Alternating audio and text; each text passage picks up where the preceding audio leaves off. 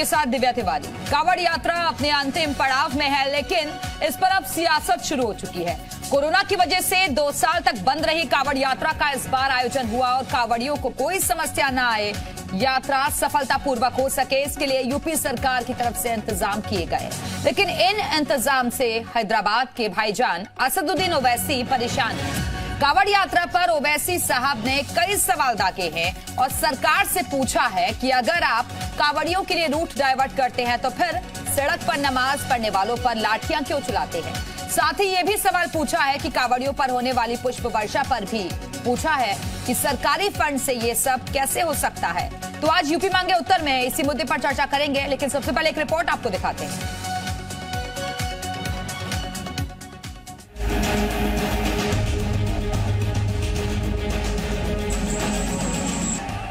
शिव भक्तों पर सीएम योगी का फूल बरसा हैदराबाद के भाईजान की आंखों में कांटे की तरह चुभ रहा है। जगह जगह कांवड़ियों पर हो रही पुष्प वर्षा से भड़काऊ भाईजान तिलमिला उठे हैं।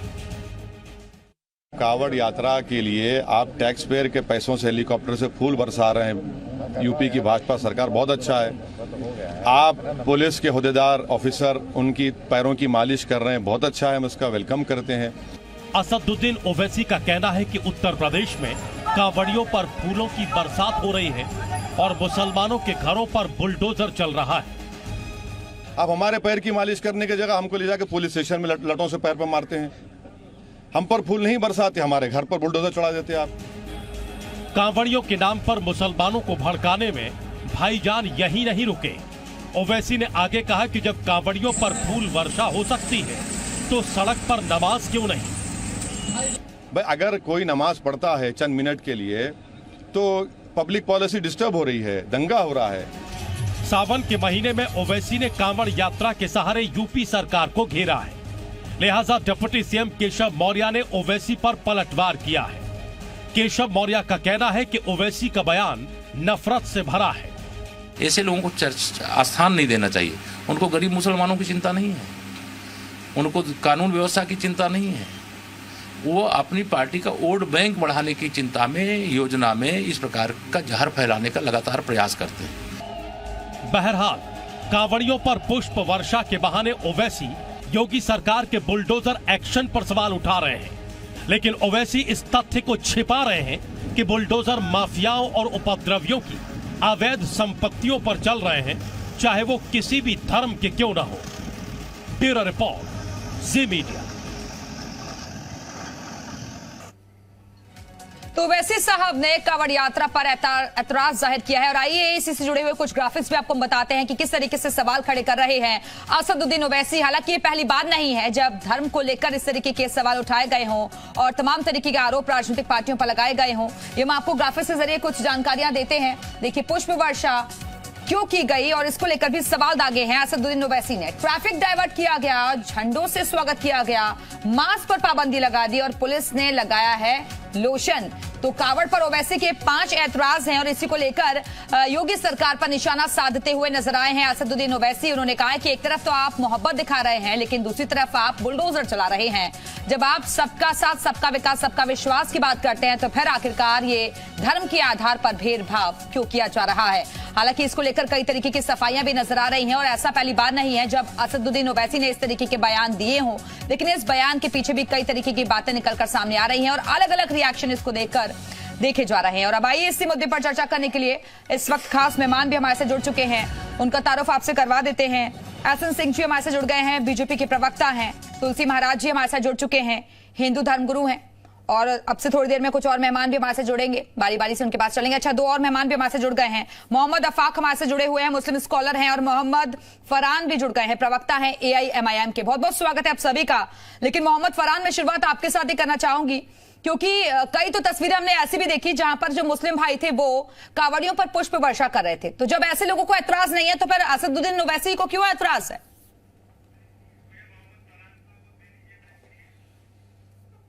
चलिए, आवाज उन तक शायद नहीं पहुंच पा रही है, जुड़ने की कोशिश करेंगे। एहसन सिंह साहब, मैं आपके पास आती हूं क्योंकि आवाज उन तक नहीं जा रही है।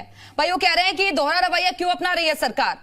एक तरफ आप मोहब्बत की बात करते हैं और दूसरी तरफ आप उन्हीं लोगों को टारगेट कर रहे हैं जिसको लेकर बार बार सवाल खड़े होते हैं। बुलडोजर चलवाते हैं उन पर। कौन कह रहा है, किसकी बात कर रहे हैं? ओवैसी नाम के तो भारत में बहुत सारे ऐसे लोग हैं, लेकिन कहीं उस ओवैसी साहब की बात तो आप नहीं कर रहे हैं जो जहर बोने का कार्य करते हैं, जो हमेशा जहर उगलते हैं, जो ये कहते हैं, इनके भाई कहते हैं कि 15 मिनट, सिर्फ 15 मिनट छूट दे दिया जाए, देखिए हिंदू भारत में रहेंगे ही नहीं।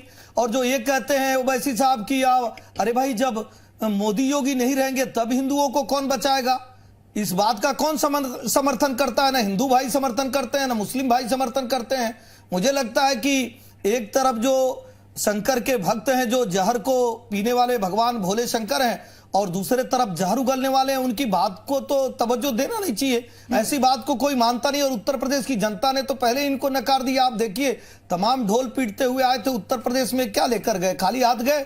तो ऐसे लोगों के बयान को तवज्जो नहीं देना चाहिए। और मैं तो ये कहूंगा कि कांवड़ जो यात्रा चल रही थी, उसमें आप देखिए भोले के भक्तों पर फूल कौन बरसा रहा है? हिंदू भी बरसा रहे हैं और मुस्लिम भी बरसा रहे हैं। थोड़े दिन, 1 महीना पहले हमारे मुस्लिम भाइयों का तीज और त्योहार रहता है। हमारे दोनों उप मुख्यमंत्री, हमारे तमाम मंत्री जाते हैं और साथ में सेवई कहते हैं, भाईचारे के पाठ को पढ़ाते हैं, लोगों को एक अच्छा मैसेज देते हैं। लेकिन ओवैसी साहब जो ज्ञान देने का कार्य करते हैं, हालांकि ये लॉ की डिग्री तो लिए, लेकिन कभी लॉ को मानते नहीं है। जब अयोध्या पे फैसला आता है तो कहते हैं कि हम तो उसको कभी नहीं मानेंगे। ठीक है। तो ऐसे लोगों के बयान को, मुझे लग रहा है कि नफरत भरे बयान को स्वीकारना नहीं चाहिए।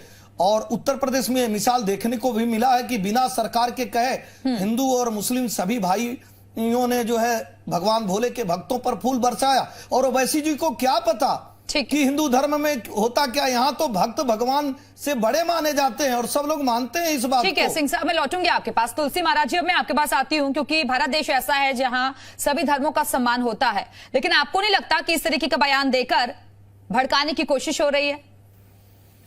दिव्या जी, सबसे बड़ी बात तो एक बात करेंगे कि सावन का सोमवार है और सावन चल रहा है, शिवरात्रि है। आप सभी भारतवासियों को, अपितु सभी सनातनियों को हमारी तरफ से हार्दिक शुभकामनाएं।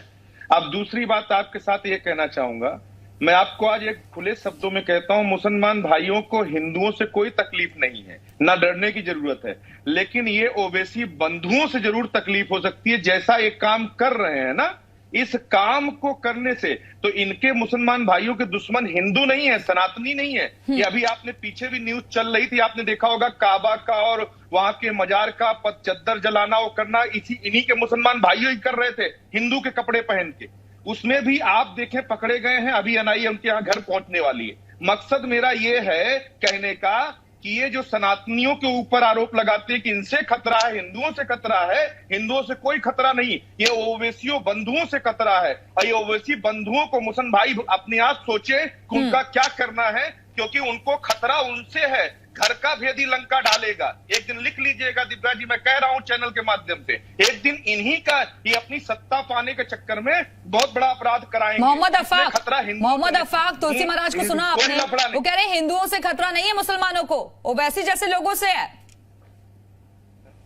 बदले से सरकार नजर आते हैं, आज तो कुछ और नजर आते हैं। यही बात तो मैं पहले से कह रहा हूं, अगर यही सब बात हो जाए तो नेतागिरी खत्म हो जाए। ये देश सबका है, हिंदू का भी है, मुसलमान का भी है।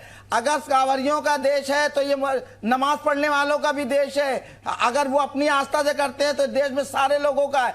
अगर ये प्रधानमंत्री और मोदी जी एक दफे मुसलमानों के लिए भी एक बयान दे दें कि हाँ हम तुम्हारे रहबर हैं, ये सियासत खत्म हो जाए। मैं ओवैसी के बयान को नहीं मानता, ओवैसी को मैं बिल्कुल नहीं मानता। इसलिए तेलंगाना में अब इससे पहले जब चुनाव हुए थे, केसीआर सरकार को नुकसान हुआ, ओवैसी को नहीं हुआ। ये बी टीम है, ये दोनों जो है लुपा छुपी का खेल खेल रहे हैं, हम लोग को भ्रमित कर रहे हैं, हिंदू मुसलमान को अलग अलग करने की बात कर रहे हैं।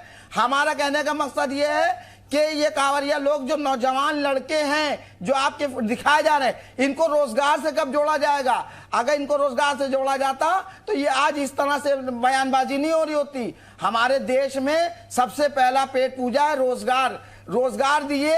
आस्था के नाम पे लोगों को भ्रमित मत करिए। आस्था लोगों के दिलों में होना चाहिए, मनों में होना चाहिए, ना कि दिखावे में होना चाहिए। हम ये बात को, वैसी की बात को बिल्कुल नहीं मानते हैं।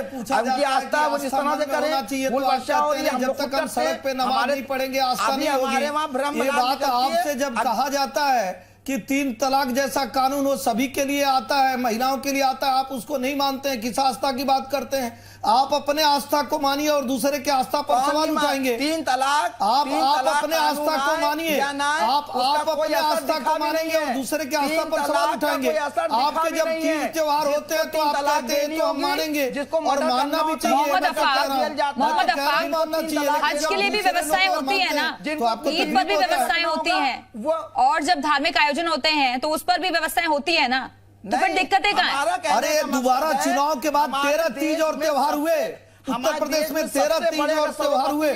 आप देखिए किसी पे भी दंगा नहीं हुआ। और 10 दिन पहले आपके त्योहार आते हैं, हमारे सारे मंत्री जाते हैं, आपके साथ सेवई खाते हैं, आपके साथ मिठाई खाते हैं, आपके साथ गले मिलते हैं। आप इसको स्वीकारिए, लेकिन नफरत फैलाने का कार्य छोड़ दीजिए। अगर हम आप पे फूल बरसाने लगेंगे, आप कहेंगे हमारे धर्म में तो ये परंपरा ही नहीं है फूल बरसाने का, हम तो तैयार हैं साहब फूल बरसाने के लिए। बताइए, वो तो कह रहे हैं हम तो तैयार हैं फूल बरसाने के लिए, लेकिन आप कहेंगे कि हमारे यहाँ तो कुछ मातम मनाया जाता है, उसमें अगर आप फूल बरसा देंगे तो हम मातम कैसे मनाएंगे?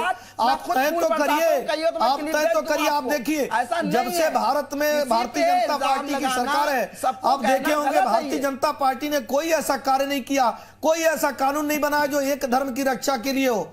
जितने त्योहार होते हैं, जितने तीज होते हैं, सभी धर्मों पे सभी की रक्षा के लिए हम कार्य करते हैं। अभी आपकी बकरीद भी थी। ठीक है, मैं लौटूंगी आप दोनों के पास। मोहम्मद फरहान भी हमारे से जुड़ चुके हैं, AIMIM के प्रवक्ता हैं। फरहान साहब, और मैं आपके पास आती हूँ, अगर आवाज आप तक पहुंच पा रही है तो ये ऐतराज किस बात का?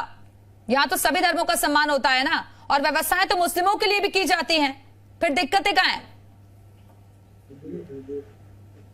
दिव्या जी, मैं थोड़ा सा 2 मिनट देर से जुड़ा हूं, तो मैं चाहूंगा कि जो और लोग बोल चुके हैं उनसे थोड़ा शांत करा दीजिएगा ताकि मैं अपनी बात अच्छे से रख पाऊं। बोलिए बोलिए। दिव्या जी, मेरी आवाज आ रही है आप तक? जी जी, बोलिए बोलिए। देखिए दिव्या जी, मैं एक बात बहुत पॉइंट आउट करना चाहता हूं कि आज जिस तरीके से उत्तर प्रदेश के अंदर कावड़ियों के पैर को क्या नाम है मालिश की जा रही है, या उनके पैर में क्रीम लगाया जा रहा है, या तमाम चीजें की जा रही है। पुलिस नियमावली में यह है कि अगर कोई वर्दीधारी व्यक्ति है तो वो किसी का भी पैर नहीं छू सकता। आपके चैनल पर ही कई बार ये चलाया गया है कि जिस पुलिस वाले ने अगर किसी का पैर छुआ है तो उसको सस्पेंशन का लेटर थमा दिया गया, निलंबित कर दिया गया। मैं ये कहना चाहता हूं कि पुलिस का इकबाल बुलंद रहना चाहिए। पुलिस किसी के पैर पर नतमस्तक नहीं होनी चाहिए, वो चाहे हज यात्री हो, चाहे कावड़ यात्री हो, चाहे जो हो, चाहे नहीं, सार्वजनिक स्थानों पर नमाज पढ़ी जानी चाहिए। ये मानना है, सार्वजनिक स्थानों पर नमाज पढ़ी जानी चाहिए। पूछ लीजिए, आप इस बात का भी जवाब दे दीजिए। अच्छा सुन तो लीजिए, आपने बोल दिया, मैं बोल रहा हूँ होती है और सार्वजनिक स्थान वाले पे भी आ रहा हूँ देती है तो आप तो नहीं कहते हैं। अच्छा दिव्या जी, आपको बुरा लग रहा है मैं ना बोलूं? बुलवाइए नहीं से फिर। चलिए मैं खामोश हो जाता हूं। आप इस बात को भी कहिए ना कि ओवैसी साहब ने कहा था कि हम कानून को नहीं मानेंगे। भाई आप अगर बीच बीच में बोलेंगे तो कहाँ बोल पाऊंगा मैं? आपको झूठ बोलने के लिए आप ही बोल लीजिए, मैं चुप हूँ। आप बताइए कि आप संविधान को नहीं मानते हैं। नहीं ठीक है, नहीं आप झूठ बोलिए, हम आपको छूट देते हैं। हम तो वहाँ बाबरी नहीं, हम आपको छूट देते हैं, हम आपको छूट देते हैं। आप झूठ बोलिए, 15 मिनट चपक के झूठ बोलिए। हिंदुओं को काट आपने इतना झूठ बोला कि आज देश गर्क में चला गया है। ये कौन बोला? बोलिए, ये कौन बोला? खूब बोलिए झूठ, कौन मैं चुप हो जाता हूं। 15 मिनट की छूट दे दीजिए, हिंदू भारत में रहेंगे ही नहीं। कौन बोला? आप क्यों नहीं बता रहे हैं इस पे? कौन ये बोला कि योगी मोदी नहीं रहेंगे तो हिंदू कहां जाएंगे? कौन बोला? आप इस पे भी चर्चा कर लीजिए। सिंह साहब, पहले उनका सुन तो लीजिए। शिक्षा दी जाती है सिंह साहब, एक बार उनकी बात पूरी हो जाए। एक धर्म के लिए दी जाती है, दोनों धर्मों के लिए उनकी बात पूरी हो जाए। सिंह साहब, आप उस पे भी आऊंगी मैं आपके पास। मोहम्मद फरहान, तुलसी महाराज जी आ रही हूं आपके पास। मोहम्मद फरहान बोलिए। अच्छा मैडम, बहुत आभार आपका कि फिर से मौका दिया बोलने का। मैं ये कह रहा था कि जो आपने कहा ना कि धार्मिक सार्वजनिक स्थल पर क्या नाम है नमाज नहीं होनी चाहिए, ठीक है, कहाँ नमाज हो रही है? अब तो सब मस्जिदों के अंदर पढ़ रहे हैं नमाज, कहाँ रोड पर पढ़ रही है? यही तो बात का विवाद था। और उसके बाद आज मगर सार्वजनिक स्थल को वन साइडेड एक रोड केवल कावड़ियों के लिए छोड़ दिया गया है। किसकी है ये रोड? आप ये बताइए मुझे कि सिख धर्म के लोगों का गुरु गोविंद सिंह जयंती होती है, कितनी बार पुष्प वर्षा हेलीकॉप्टर से की गई सरकारी पैसे पर? कितने लोगों ने उनके क्या नाम है नंगे पैरों पर मलहम लगाया है या उनके पैरों को धो के रखा है? था और सुनिए आपका भी ताजिया निकल रहा था। अच्छा आप नहीं, सड़क पे ही देखिए ताजिया पुष्प वर्षा निकाले। करिए, सड़क सुन पे लीजिए ताजिया एक निकालिए। मिनट, अरे मेरे भाई आप सड़क पे ही ताजिया निकाले, आपने कहा अच्छा सड़क एक का मिनट रुक प्रयोग जाइए, करते सुन हैं, लीजिए। आप देखिए आप पुष्प वर्षा कीजिए, अरे हम तो आप पे 5 वर्षों से आपको याद नहीं आया कि आपके- पुष्प वर्षा आपके होनी ऊपर चाहिए। पुष्प वर्षा के लिए तैयार है, वो तो पर आपके धर्म में ही नहीं है। तैयार है, आप कहेंगे हम मातम मनाते हैं। अच्छा और मातम अच्छा के समय ठीक है में आप ठीक है, पुष्प सुन वर्षा लीजिए। करके अरे मेरी हमको बात वो दुखित करेंगे आप तो तैयार भाई, इस हो तरीके से साहब। डिबेट नहीं हो पाती है, मैं नहीं कर पाऊंगा। देखिए झूठ बोलेंगे तो जवाब तो देना पड़ेगा ना, आप सच्चाई को स्वीकारिए कि आपके यहाँ अरे मेरे क्या भाई है। आप ही झूठ बोलिए, हम नहीं बोलते झूठ। अब वही आपने कहा, झूठ आप बोलकर क्या नाम है, दूध स्वीकारिए मट्ठा तो छाछ से लेके सुप्रीम कोर्ट के सब इतना बढ़ा दिया है कि किसी क्या नाम है, लोग खा पी पूरे नहीं पा रहे। देश के बोलिए झूठ, सामने कहा कि हम नहीं और झूठ मानते हैं। बोलिए। हम नहीं मानते हैं अयोध्या में राम मंदिर बनेगा, और एक संस्था जो कहती है हिजाब पहन के नहीं आना चाहिए, वो करें क्यों नहीं पहन के आएंगे? बिल्कुल पहन के आएंगे। आप बताइए, मतलब आज जो बहस है वो हिजाब पर है, आज वो जो बहस है वो नहीं, हिजाब पर और राम मंदिर पर है ना, यही बहस है, इसी पे करेंगे। अगर जहां पर आम लोगों को दिक्कतें हो तो उसके लिए तो चेंजेस करने पड़ेंगे ना। फिर यहाँ ये थोड़ी ना देखा जाता है कि किस धर्म से जुड़ा हुआ है वो।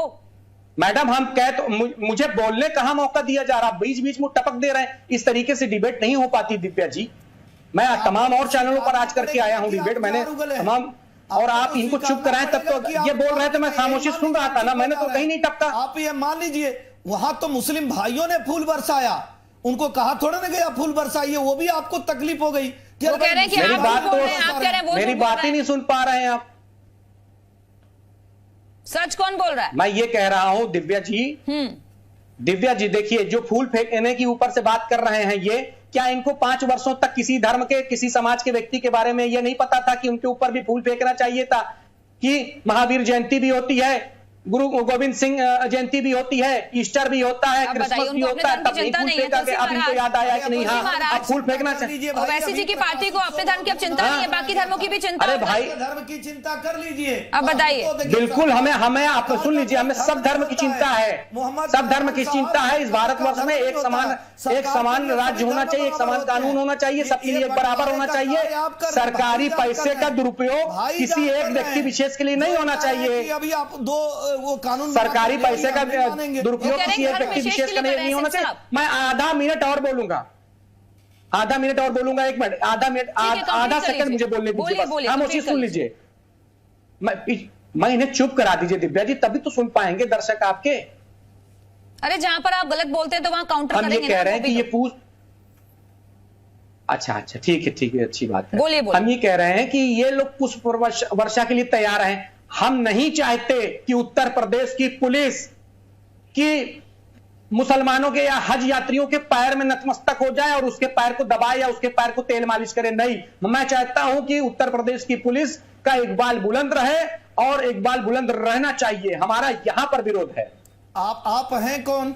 आप हैं कौन? सुनिए, हमारे धर्म में जो है भक्त वो भगवान से बड़े होते हैं, अपने आस्था को लोग व्यक्त करते हैं। आप अच्छा, मतलब ये बताइए, संविधान कानून सब आपके लिए ताक पर है। भक्त भगवान, मोदी भक्त भी है। सब्सिडी दिया जाता था 2 लाख रुपया, उसमें सभी धर्म के लोग तो नहीं जाते थे, उसमें तो केवल हमारे मुस्लिम भाई जाते थे, उसमें सिख भाई तो नहीं जाते थे, जैन भाई तो नहीं जाते थे। हज पर सब्सिडी आप देते थे आप पर। और दूसरी बात, तालीम की जो शिक्षा दी जाती है उस पर ठीक है, तुलसी महाराज जी आप कुछ कहना चाह रहे थे? तुलसी महाराज जी, लोग पढ़ते हैं। हम तो ये कह रहे हैं कि सरकार का कोई धर्म नहीं होता, हम सभी धर्मों के रक्षा की बात करते हैं, हम आपके धर्म की भी रक्षा की बात करते हैं। वक्त की कमी है, जल्दी से एक रिएक्शन तुलसी महाराज जी, जल्दी से। सिंह साहब 1 मिनट आप ध्यान से समझिए। मैंने फिर बोला है कि सरकार का नियम, सरकार का कानून, सरकार की व्यवस्था, जैसे हमारे सनातनी भाइयों के लिए और हमारे जितने भी कांवड़ वाले उनके लिए, वैसे ही इनके लिए भी इनका ताजिया निकलता, सारी व्यवस्था। मेरी बात फिर से नोट कर लिया जाए, मुझे इस बात से कोई तकलीफ नहीं, लेकिन मैं फिर कहता हूं मुसलमान भाइयों से, सचेत हो जाएं, ये ओवैसी बंधुओं से सचेत हो जाएं, नहीं तो। हाँ, मुसलमान सचेत हो गया है, मुसलमान सचेत हो गया है। तुलसी महाराज जी, आपको बताने की आवश्यकता नहीं है, मगर हिंदू को सचेत होने की आवश्यकता है। योगी आदित्यनाथ और मोदी जी नाम को बदनाम कर दिया है आप लोगों ने। इन्होंने ओवैसी बंधु चाह रहे हैं कि एक बार। बिल्कुल, सवाल ये है कि कावड़ बहाना है और क्या लोगों को भड़काना ही मकसद है और इसी के तहत अब हम चर्चा को समाप्त करते हैं क्योंकि वक्त की कमी है। बहुत बहुत शुक्रिया आप सभी मेहमानों का हमारे साथ चर्चा में शामिल होने के लिए। लेकिन सवाल यह है कि पहली बार ऐसा नहीं है जब असदुद्दीन ओवैसी की तरफ से इस तरीके से धर्म को लेकर बयान दिए गए हों। वक्त वक्त पर ऐसे बयान सामने आते रहते हैं और इसी को लेकर वोट बैंक की राजनीति से जोड़कर भी इसे देखा जाता रहा है। इसी के साथ ही फिलहाल यहां रुकेंगे छोटे से ब्रेक के लिए, लेकिन ब्रेक के बाद भी खबरें जारी है। नमस्कार।